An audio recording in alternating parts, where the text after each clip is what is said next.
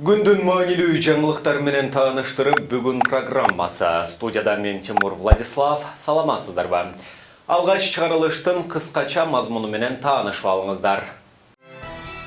16 жаштагы кызды мажбурлап никелеген бала соттолду. 10 жашар кызды зордуктаган бачабас кармалды. Манас аэропорту менчикке сатылабы? Премьер-министр жооп берди. Футбол боюнча дүйнө чемпионаты. Катар стадион курууга эмне шашылбайт? Бүгүн 5 февраль күнү Бишкектин 1-май райондук сотунда экс-депутат Аида Салянованын эниси Уландын өлүмү боюнча сот отуруму болду. Отурумдун жүрүшүндө сот айыпталуучу Асанемир Абыкуловду суракка алды. Асанемир Абыкулов дагы бир айыпталуучу Эрмек Осмонкуловду көп жылдан бери тааныш, экөө дос экендигин билдирди. Андан сырткары Абыкулов тергөөчүгө берген көрсөтмөсүнүн дээрлик маанилүү бөлүгүнөн баш тартып, андай көрсөтмө берген эмесмин деп кутулду. Бирок анын көрсөтмөсүнөн маанилүү бир маалыматтарды алса болот. Абыкуловдун айтымында 2017 жылы июнь айында жогорку кызмат адамдары тарабынан Аида Салянованы каралоо боюнча иш-аракеттер башталып, иштешүүгө чакырышкан. Кайсыл органдын адамдары Саляновага каршы иштеген деген суроого кайсыл органдан экендигин билбей турганын, бирок аларды уюшкан кылмыштуу кызмат деп атаса болоорун Абыкулов баса белгиледи. Сегодня продолжился процесс по убийству брата Соляновой. Мы стали свидетелями того, что обвиняемый Абыкулов сегодня рассказал нам, что против Аиды Дженишбековны работала целая группа, целая команда. Развернулась огромная работа, которая очерняла ее, работала на очернение Аиды Дженишбековны, как он правильно назвал, организованная преступная служба. В эту службу, оказывается, это все происходило в июне 2017 года до убийства брата Аиды Дженишбековны. Значит, Абыкулов признал, что власть его использовала против Аиды Дженишбековны, через него развернула кампанию очернения, клеветническую кампанию и таким образом давила на него. Кыргыз өкмөтү Евразия экономикалык биримдигинин курамындагы чоң мамлекеттер ортодогу негизги келишимди бузуп, бут тосуп жатат деп эсептейт. Бул тууралуу 5 февралда парламентте премьер-министр Мухаммедкалый Абылгазиев билдирди. Бир катар жергиликтүү эксперттер Кыргызстан тариф жеңилдиктеринен пайдалана албаганын, салык иретинде түшкөн каражаттын азайышын жана биримдиктин жалпы рыногуна кирүүдө кыйынчылыктар көп болгондугун айтып жүрүшөт. Биз эми азыр кичинекей экономика, анан чектеш экономикабызда Армениянын бир артыкчылыгы эч кандай чек ара боюнча проблемасы жок да. Ошон үчүн анын көрсөткүчтөрү жанагындай бири-бири менен талаш тартыш маселеси Армениянын азыраак. Анан бул жерде бир маселе бар. Негизи бул жерде деле болуп атат. Муну ачык айтып атабыз да. Чоң мамлекет, чоң чечет, кичинекей мамлекет баш ийет кылыпчы. Мен Алматыда барганда өзүм да айттым ошону. Эгерде биз Евразиялык биримдиктин жана комиссиясынын полномочиясын көбөйтпөсөк, ал айтыш керек. Кайсы жерде мисалы үчүн жанагы жалпы келишимдин кайсы нормаларын кайсы мамлекет бузуп атат. Ошону айтканда, ошол санкция кое турган же болбосо чечим чыгара турган мамлекетке сөзсүз аткара турган чечимди чыгарып берген комиссиянын өзүнүн укугу болуш керек. Муну бир деп атабыз. Экинчи, эгер аткарбаса, Евразиялык сот бар. Сотко берип, штраф санкциясы менен чечим чыгарып бериш керек. Мына ушундай функцияларды кийирбесе, мына менин границамда, менин чегарамда, менин полномочиям көп деген мамиле болуп атат да азыр. Мен муну премьер-министр Казакстандыкка да айттым, ачык, Маминге. 2 жылга жетпеген мөөнөттө өкмөттүн алмашпаган 2 министри жана 3 вице-премьери калды. Бул тууралуу бүгүн 5 февралда депутат Рыскелди Момбеков жогорку кеңештин жыйынында билдирди. Депутат өкмөт башчыга Жеңиш Разаковду эки жакка, ЭАЭПке жана чек арага куратор кылып дайындагандыгын айтып, нааразы болду. Мухаммедкалый Дүйшөкевич, 2 жыл мурун сиз өкмөттүн башына келдиңиз эле, анан жаңы командаңызды ушул жерге алып келдиңиз эле да. Ошондо мен тамаша таризинде айттым эле, балдардын өкмөтү кетип, чалдардын өкмөтү келген экенсиздер, чапанын сүйрөгөн чарчап калбасаңар болду депчи. 2 жылга жетпеген мөөнөттүн ичинде алмашпаган 2 министриңиз калыптыр, анан 3 вице-премьер-министриң калыптыр. Калганын баары 2 жылга жетпеген мөөнөттүн ичинде үзөңгүдөн буттайды, эрденге чукулчайды дегендей эрден шыпырылып түштү. Бул баягы ордун алмаштыруудан сумма өзгөрбөйт деген эле келип калды. Мен эми бир нерсени айтайын да, ушу Жеңиш Парпиевич жөнүндөчү. Мына сиз аны кураторлук кылып эки жакка койдуңуз, ЭЭПке, анан чек арага. Куратор да бул туурабы? Эми ал орусча куратор, кыргызча куратор да. Бирок бул ушул эки жактан куратпадыбы?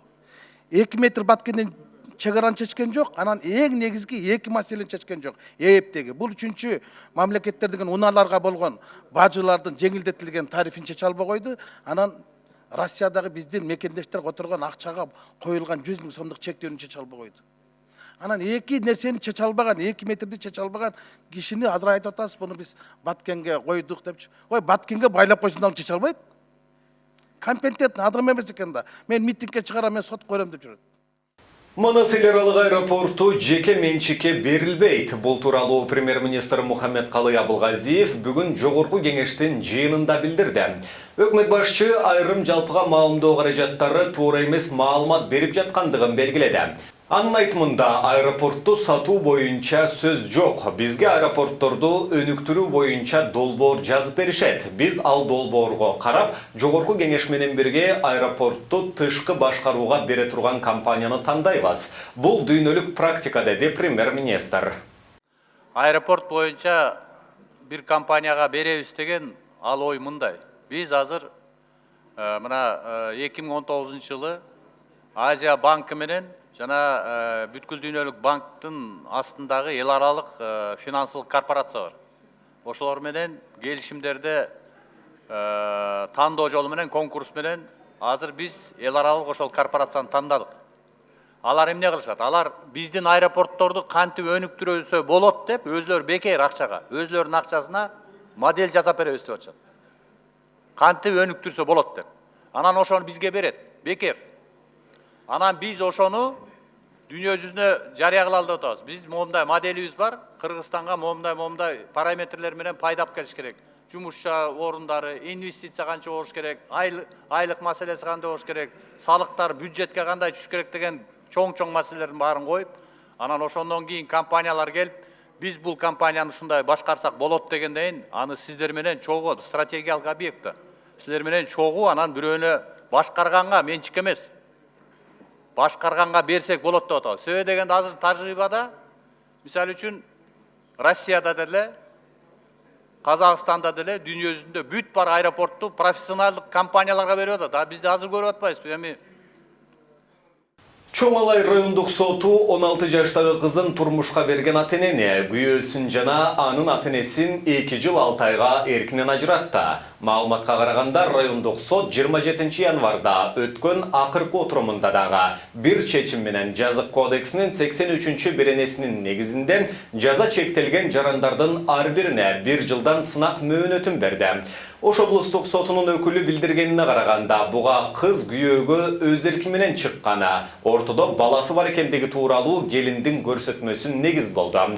16 жаштагы кыз күйөөсү менен никеге 2018 жылы турган. Кылмыш ишин Москва райондук ички иштер бөлүмү жергиликтүү органдарга түшкөн маалыматтын негизинде 2019 жылдын апрелинде козгогон.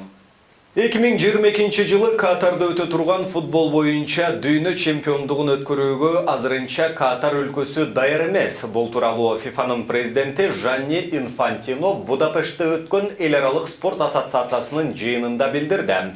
Катар өлкөсү азырынча чемпиондукту өткөрүүгө даяр эмес, бирок алар башка өлкөлөргө салыштырмалуу бат эле даяр болуп калышат. Чемпиондукка 2 жыл калганда аларда баары даяр болот.